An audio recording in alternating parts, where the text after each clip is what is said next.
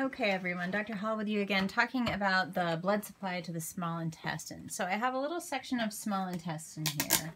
And what I'm going to show you next is how this relates to the mesentery. So what is the mesentery? So the mesentery is actually the visceral peritoneum in the abdominal cavity around the small intestine. So you're like, wait a minute. The visceral peritoneum attaches to the surface of the organ, right? Just like visceral pleura, visceral pericardium. So I'm going to put down some saran wrap here to represent the mesentery. So what happens is you have your parietal peritoneum that covers the surface of the abdominal wall, right? And then it's going to come up actually in the middle of the abdomen and form a loop within which we're going to find the small intestine. So I'm going to get rid of this part of the parietal peritoneum just because it's going to make things tricky. And I'm just showing you that fold up. So what happens is your small intestine, and I'm just showing you a section, is going to be within this fold of membrane, okay? So it is directly adherent to the small intestine, and we have this double layer of membrane that is free. And so as the small intestine is kind of all coiled up, this helps prevent it from being able to tie in knots, which is pretty smart. The other thing about the mesentery, which is what we call this part, right? This part we would call visceral peritoneum. This part, this double fold, we call the mesentery, is it is within the mesentery that the blood vessels to the small intestine are going to travel. Also smart, we don't want them to be getting tangled. So we've got our intestinal arteries coming in. And so as the intestinal arteries come in, they kind of split out into these little branches that overlap with each other. So I'm showing you several different branches off of intestinal arteries here. And then they have these little branches that come off of them and intersect with each other, kind of like so. Sometimes I do this a little bit more accurately than others, don't I? Okay. There's another one coming in, and we have kind of these branches coming out. Now, when they looked at these, they thought, oh, these kind of look like arches, right? These look like arches. And the architectural term for an arch is an arcade.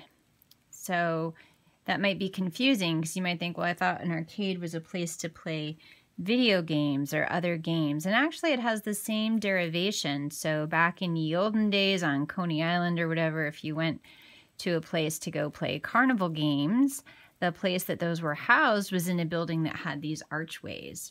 And so they started calling them arcades, the places that you went to go play the games. And so that's how we have that term to mean a video game place, but it actually means arches. Arcades. So at the end of the arcades, you have these straight blood vessels coming in perpendicular to the intestine. And so these are the Vasa recta, or sometimes called arteriae rectae, right? But Vasa recta, these are blood vessels that are straight. So remember, rectus means it's like a straight line, like the rectus abdominis muscle. So we've got our intestinal arteries coming in, our arcades, and then our Vasa recta. And all of this is contained within the mesentery, okay? And that's going to keep things from getting all tangled up and kinked off because, of course, this is all folded and squished, right? So the veins also travel in here. So just remember that superior mesenteric vein is going to end up receiving the tributary veins from the same regions. Also within the mesentery, we're going to find a lot of fat. Okay, it's one of the places where we store adipose tissue, and it also then helps cushion the blood vessels as well as add some thickness to the mesentery so it is less likely to tangle. The final thing I want to show you is how the mesentery relates to the large intestine. So I'm going to bring my large intestine back into view here. Come on back. All right. So here, I'm just going to break off the rest of the small intestine so it's out of our way. So here is this free flap of mesentery. Coming up, it's attached to kind of the posterior abdominal wall, and it's got our small intestine's blood vessels in it, as well as the small intestine. I'm just going to coil it up here. I'll just let it lay there. It's getting all messed up. So I just want to show you in terms of how does the mesentery relate to the large intestine. So it depends on which part of the large intestine we're talking about. The transverse colon is in a flap of mesentery. And so the transverse colon actually is very mobile. But what we find is that, I'm just going to bring this over, the right and the left colon are somewhat within the mesentery and somewhat not. So what we see in the anterior surface of both the right and the left colon is that they are covered with this parietal peritoneum. But the posterior surface is actually held down by this peritoneum onto the abdominal wall.